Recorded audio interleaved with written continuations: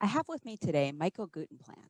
He's a master magician and mentalist who entertains private clubs, corporate events, and private parties all over the country. He's been doing it for 20 years. He's actually the number one private club entertainer in America, and he's also a third generation psychic. But I have him on here today because he does something really well with his social media, and that's having reviews and testimonials. This is the type of content that's really important for pretty much any kind of business. And everybody can always use more of. It's someone else saying that you're awesome instead of you trying to prove yourself that what you do is great. So, Michael, thank you for coming here today. My pleasure. How could I have said no? The better we all are, the better each of us will be eventually. Exactly, right? Something like Everybody that. help everybody else. So, how do you get most of your testimonials? It just organically that people who have seen you or hired you send it in, or do you ask for them, or when and how do you ask? Kind of, this is something a lot of people struggle with. So I think that's a great question. Take a step back a little bit. And I think the thing people struggle with is not getting testimonials, it's asking for them. We are taught that it's gauche or whatever you want to use to ask for things, especially on a professional level. We don't want to ruin that relationship. Where I start with a testimonial is I wait till after the product, in my case, a show is done. I always send a thank you. I initiate the thank you and I say, thank you so much for hiring me. I hope you had fun. Please let other people know if you enjoyed it, which I know they did. And I wait for an email back.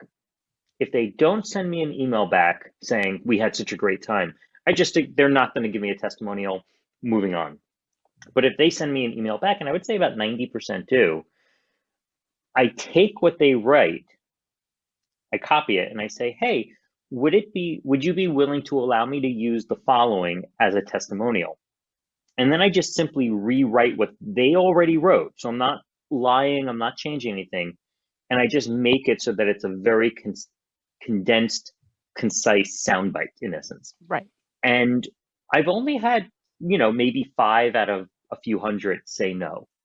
And then as my career goes on, I cut and I don't need that one anymore. I need that one. But the basics of it are asking for something you've already gotten. I think a lot of people will email someone and say, "Can I get a testimonial?" And they're like, oh, "Sure." But they feel they have to come up with something at that point, where your method is they've already said it. They've already said it, and I just reworded it to make it work for me.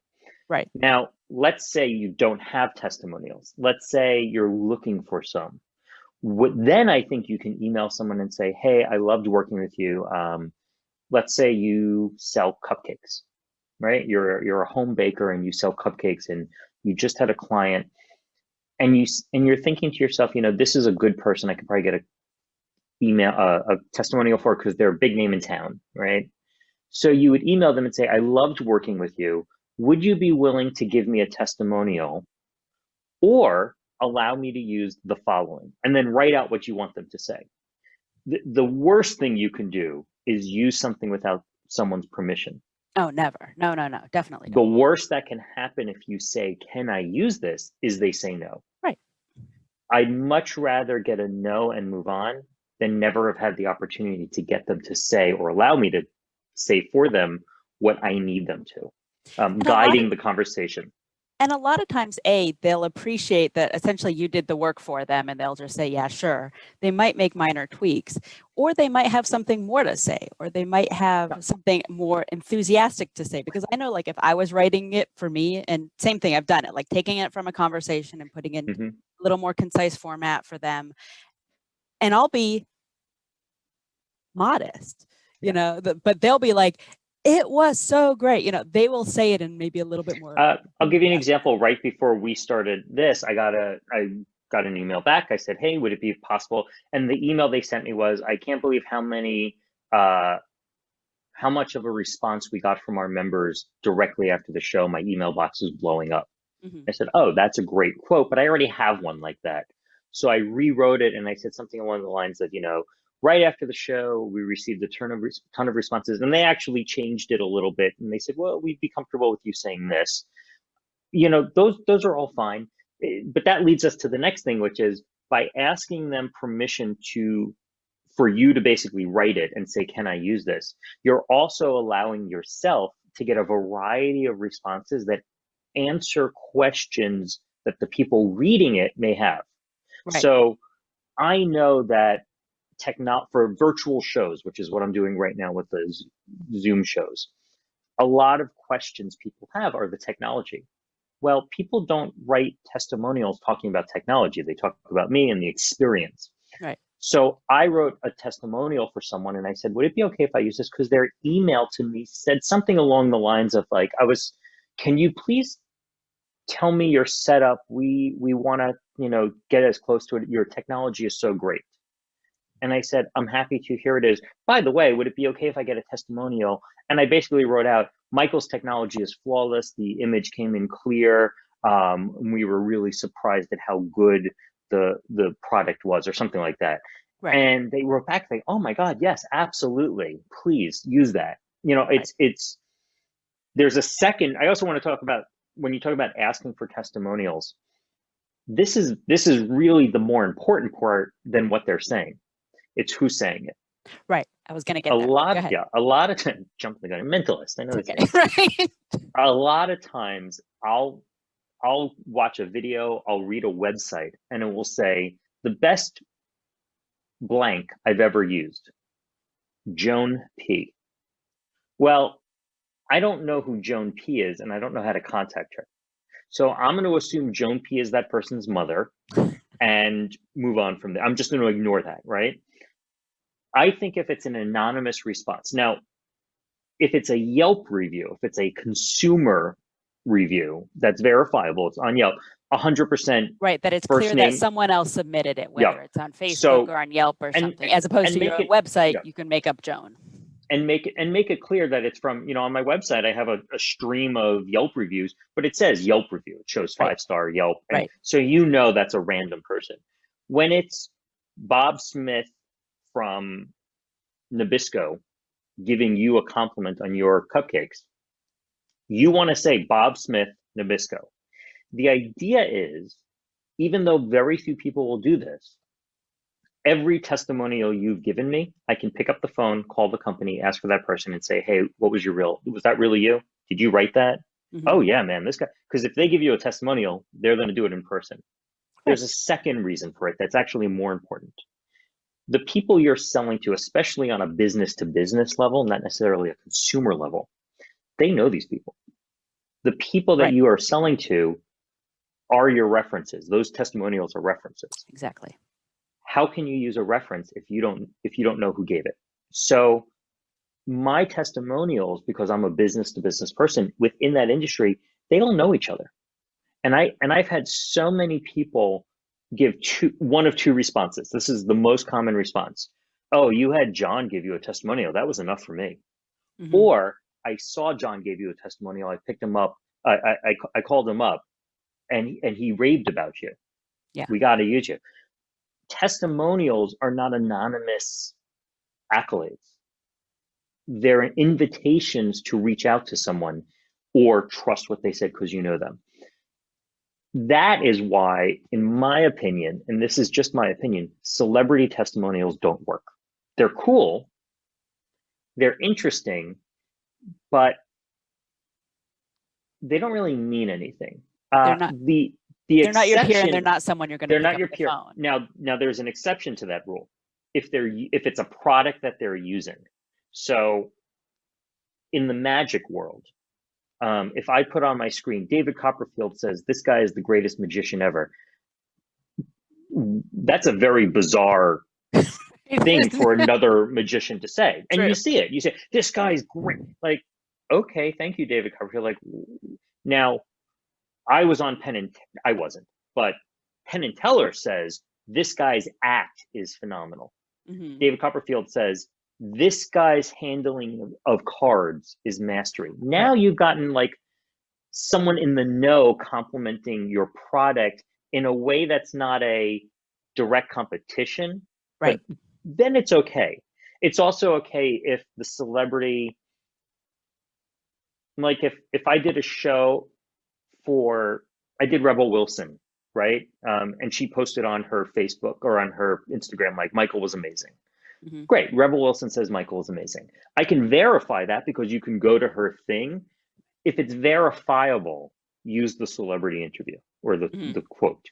If it's just someone said something in passing or an email, I think it's weird.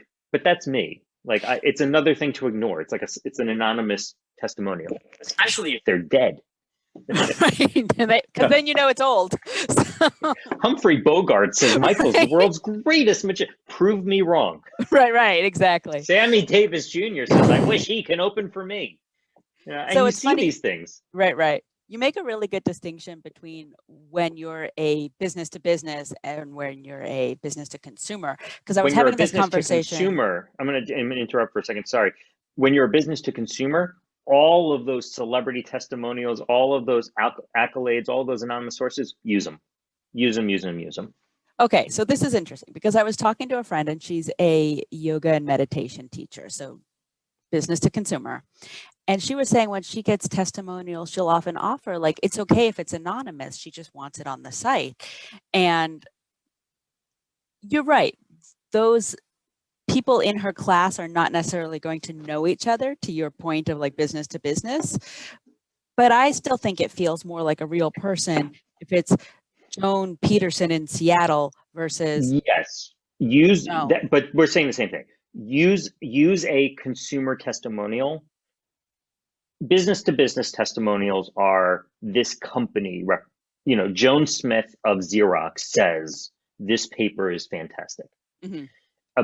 A consumer testimonial is, um, this is the best paper I ever used, Janice Smith, Seattle. So it Mm-hmm. doesn't have a company attached to it. The Right. town becomes the company. You never want it to be, again, unless you're saying from Yelp, Janice P. But even that has a name and a city or, Right. some sort of identifier. Right. I also think that when you see people post on their website, the greatest yoga studio ever in quotes with nothing else. I mean, I'm shameless. I did an off-Broadway show and I needed a quote for the top of the poster. So I called my friend Julia and I was like, Julia, repeat after me. The most fun a family ever had. The most fun a family can have. And she was like, the most fun a family can have. Why did I just say that? I'm like, no, I just needed a quote for the website that Yeah. didn't come from me. Thanks, click.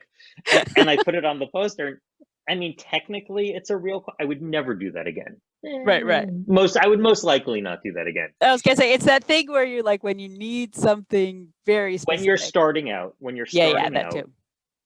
you have to pepper the pot. When you're starting out, you have to give yourself a little bit of leeway. Here's the thing: you never want to lie.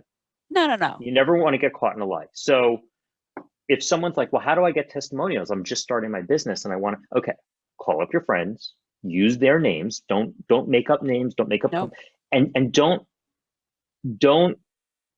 I see this a lot. John Smith of Amazon gave me a testimonial. Mm-hmm. And then they put on their thing, I performed for Amazon. Well, if you actually did something for Amazon, right? I'm not talking about selling something on their site, but on a corporate level, Right. a magic show, cookies, whatever. Yeah. You have all the right in the world, no matter what department, what person, to put, I perform for Amazon. But don't get caught in a lie. Mm-hmm. Okay. Don't say I'm Amazon's favorite, whatever. I'm the official, Right. Now, if you don't have those things, if you're day one on the company and you need some testimonials or you need something, have friends, have family allow you to use their names.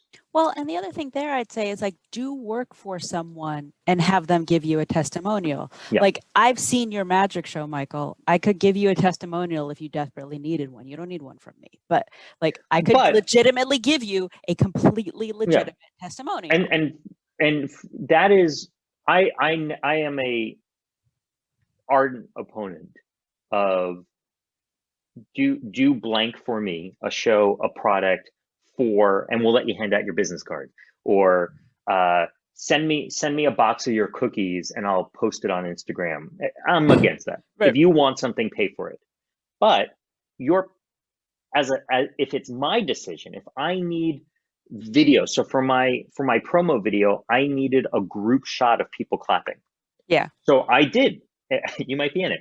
I did a friends and family show. I offered it, it's pay what you want, it's free.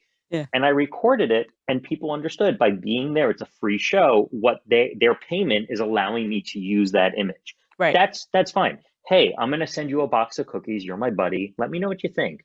Oh man, Right. these were delicious. Great. Can you write a testimonial for me? Absolutely. Yeah, If they're exactly. gonna say no, they're off the list of friends. So Right. I was gonna but say it no one's needs to be real.